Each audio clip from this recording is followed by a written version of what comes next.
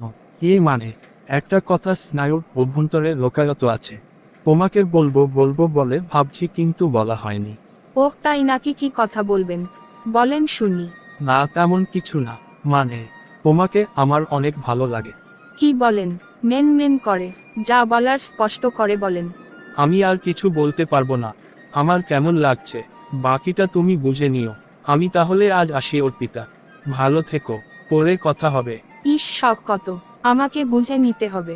আমি অত শত বুঝি না, আমি বুঝতেও চাই না। কি আজব মানুষ, আপনি আজ মুখে যা সত্যিই আসে তাই বলেছেন। বলে। হ্যাঁ, বলেই তো দিলাম। কিন্তু ভাই আপনি এমন আনমনা ভাব করলেন কেন?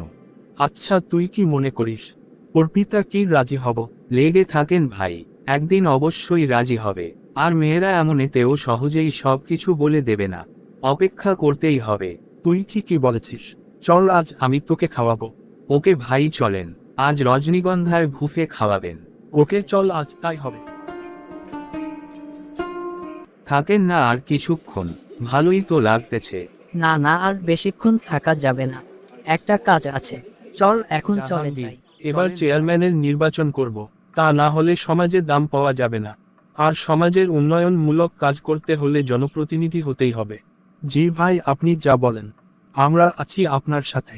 তুই ঠিকই বলেছিস, তোর কাজ হলো এলাকাতে মাথাচাড়া দেওয়ার মতো কে কে আছে দ্রুত তাদের সাথে সাক্ষাৎ করার ব্যবস্থা কর। ওকে ভাই, আমি তাই ভাই, করব। খুব ঢাকার মাফিয়া তন্ময় গুন্ডা নাকি এলাকায় এসেছে শুনলাম।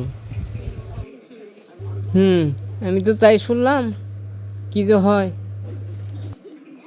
না, কি আর হবে, শুনলাম তন্ময় গুন্ডা নাকি ভালো হয়েছে, এলাকায় জনসভা করতে এসেছে।